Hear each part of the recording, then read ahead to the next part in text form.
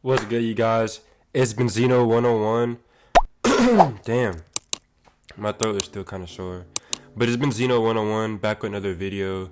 And today I kind of wanted to talk about the high school experience, or at the very least, my own personal high school experience. And for me, going to school in South Florida, high school kind of went one or two ways. It was either you were a complete degenerate and somewhat popular, or you were just like an outcast. And that's really what it came down to at the end of the day. Most people knew each other there. If you were in the medium range of popularity, you were kind of like popular at that school. If that makes sense. It might not make sense, but whatever. I was very antisocial. Like very, very antisocial. You could barely get a word out of me. I didn't really even have people I could consider like friends. Being antisocial, I feel as if like obviously you might get judged for, or people you might go unnoticed, but it really gives you like the opportunity to observe a lot of things. Like you can see how people are and how they act and their neediness to fit in. And like sometimes, bro, being alone, you kind of do have that same neediness to fit in and you want to, but then you're like, man, these people are not really doing anything. A lot of people are kind of just trying to be adults at a young age, and they're aging really fast at a young age. And the problem is, when you do try to do adult things at a young age, it does scar your mind. Doing things fast and not without the process, without the understanding, it always will scar your mind. And that's what God also teaches as well. Like, look at Adam and Eve in the tree of knowledge, for example. What was bad? What made that situation so bad is the fact that they lacked faith. That symbolized their lack of faith in God. Up until that point, they had so much reliance on God, they didn't even realize that they were naked. You know, and people may say that's a bad thing, and people may think that it's bad, but that's the point. Like the birds, that's what point when Jesus comes. The birds, and the animals, they don't think twice. They live. Human beings, we think twice. We don't just live. We don't just live. And God shows us this. Like the animals, they're not having political wars. You know what I mean? They're not arguing over race and identity. They're living their lives, eating and surviving. Human beings are the only outcasts, and a lot of people, they don't really look at it humanity that way. All the animals are living their lives. Human beings are the only one who have the repeated problems: pride, sin, lust, greed, all these things. Even our wars, even our the small disagreements, they're all internal. They start with the state of our heart. They start with what we let bleed into our heart, and we carry out to each other. We're just stabbing each other with a sword. And that, I kind of rambled off, but my point was that you get to see a lot of human nature in school. Like a lot of people, it kind of is like survival for the fittest. People don't want to be looked at as weak. People don't want to be themselves in a public setting because it's so hard to actually be yourself and be accepted for that. So they just go and hang out with whoever is popular, whoever's gonna get them higher on the social hierarchy. If you're very generally accepted socially, you're going to be more well received if you say something kind of outlandish, or if you say something in general. You know, if you're not socially acceptable or on high, not social or hierarchy, then people are going to they're going to brush you off. They're not going to care. It takes a lot of courage to actually be yourself. And what do I mean about being yourself? I'm not saying in school you could really be yourself, because you're still developing mentally. You don't really even know who you are. But what I'm saying is, you don't have to do things so young. Like a lot of people started smoking and drinking in school and fucking when they know that's not their body. They know they don't move like that, and it affects you. It affects the way that you age. It affects the way that your maturity. It affects your process. And I noticed a lot of that. Like I remember I was in school, in class. I don't remember what the class was. I think it was math. And there's a girl, she's 16, and she's like, oh, I had one body. I fucked like one time. And I remember, bro, I was so used to the way my parents raised me, and so used to and I never knew what sex was or had like urges. Obviously, I did. But the fact that she said she actually slept with someone, I was like, what the fuck? Is that not crazy? But no, almost everybody in high school was already like doing that. And me, I still never like had sex in high school. So I was like, what the fuck? Like, is this normal? And now, like that, obviously I've had sex and said later on as an adult, I'm like, damn, that wasn't normal. Like, that stuff is not normal. A lot of people don't really watch their kids. They don't really raise their kids. And I want to say they don't care, but I can't really say they don't care. I just don't think there's a lot of opportunity to do so. And the way America is ran, the way America is ran, it's ran off of like capitalism. Like, people have to work for low wage, and the companies that own the housing, or the individual people that own the housing, they have to make some sort of money, so they just match what's ever going on. And obviously rent's going to be higher. They have to make a living too, and there's the life work balance is genuinely terrible. So parents can't really raise their kids, and that's the truth. Parents should be educating and raising their kids. If you have a child in public school, like, not saying that's bad, because most people have to go to public school. That's all they could really afford, and it's very convenient. But the schools should not be raising your children. If your children get their morals from school, like, then you failed as a parent. My mother, anytime I would go out with her to go get food, or even just act a fool in the house, she always disciplined me. Like, I don't leave the house acting like a fool. I mean, I ain't gonna lie, sometimes, but not like for real, for real. Like, you know what I mean? I see somebody behind me, I hold the door over for them. I'll say sorry if I bump into someone. Excuse me. Hello, how you doing? Like, basic shit. But dude, there's people who don't even have that. There's people who don't even have like basic stuff. Like, their parents really didn't raise them, and you'll see it. Like, you'll be like, damn, why is this kid like tripping and trying to fight everybody in school? But it's like the parent really didn't know how to raise this kid. Like, this is all these guys know. Like, going into gangs and shit, and I didn't understand it. But the suffering is deeper than what's on the outside, and that's what I want people to understand. The suffering is deeper than being in a gang, fighting all the time, violence. No, it's the fact that there's no unity at the house, and the brotherhood is the only connection that those people have. How do I put this? The same way you could grow up and play basketball with like 3 friends, and you guys all go play against random people and pick up, and that's what your whole friendship might be based on. That's the same way a couple YNs go around with their homies with a bunch of guns that their parents have and start shooting shit up. They don't think twice about it because it's all they know. And that right there is enough for the narrative to be painted by the news that, some black people might be like outlandish, or they're born internally mean, or like crazy, but it's really just the environment that they're in. And it's going to be the environment for most people, like most minorities in America too, because the work-life balance is terrible. If you're working a 9 to 5, you genuinely need another job to be able to like be satisfied. And I think that is kind of the issue. Like, public schooling being the way it is directly affected with the advancement of technology and the work-life balance that obviously America doesn't really care about because they're profiting off of it. So yeah, it's directly to do with the parenting. And I do want to blame the parents, because I want to, because you still could raise your children, but you honestly can't blame them all the way. The truth, you can't blame them all the way.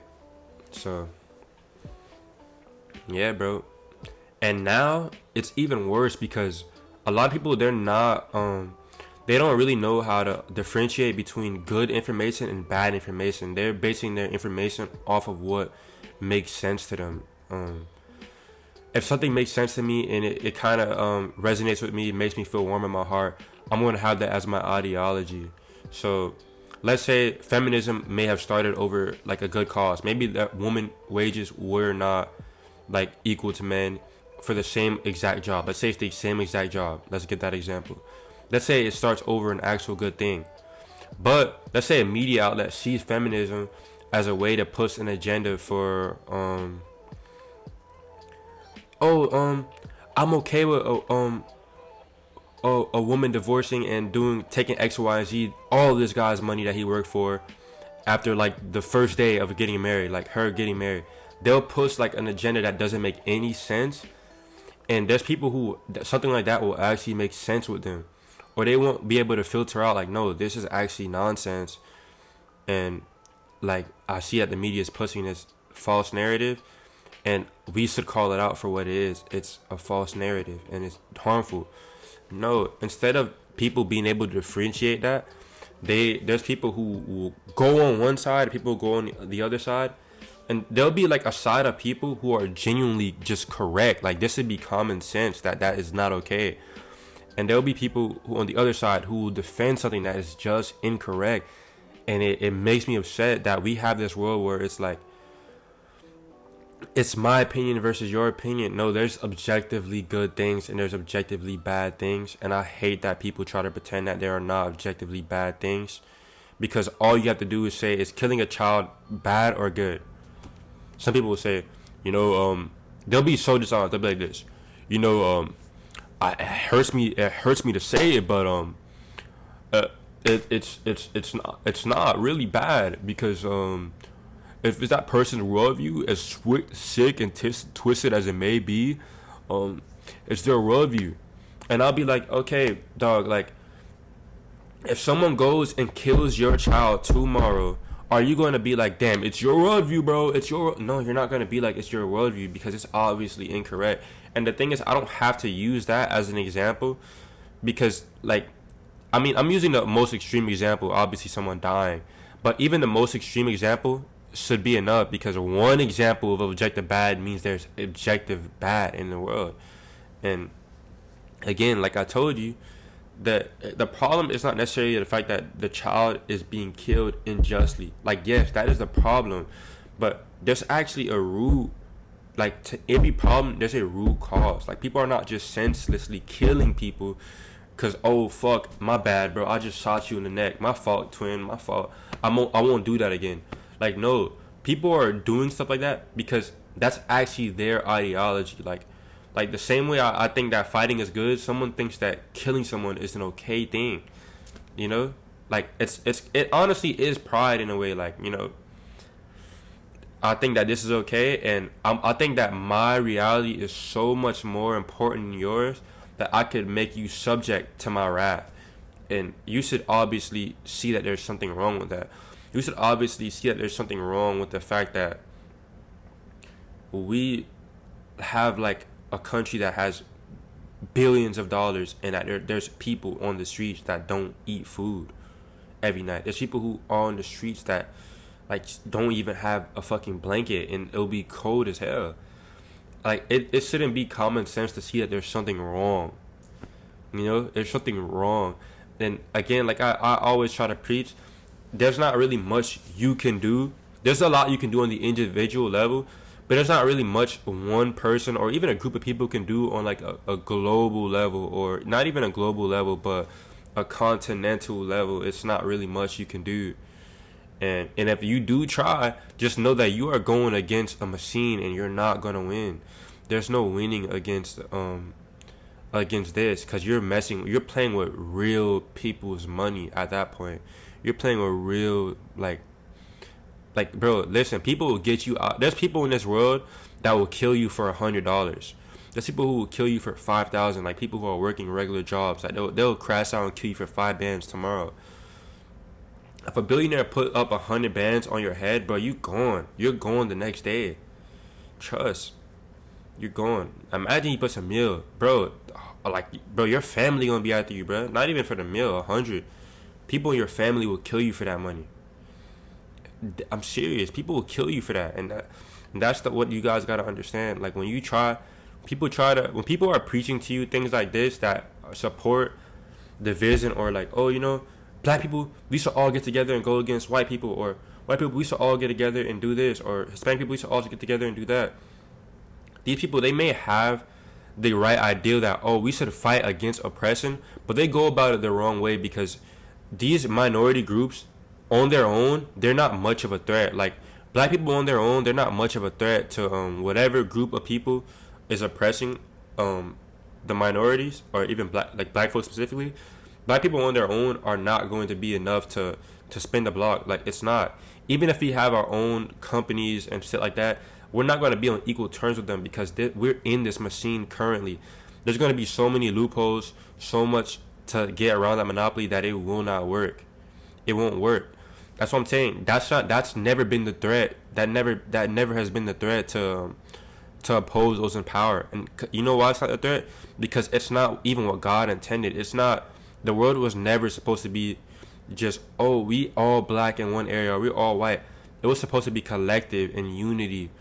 I'm telling you, the issue is not black, it's not white, it's not Jew, it's not Asian.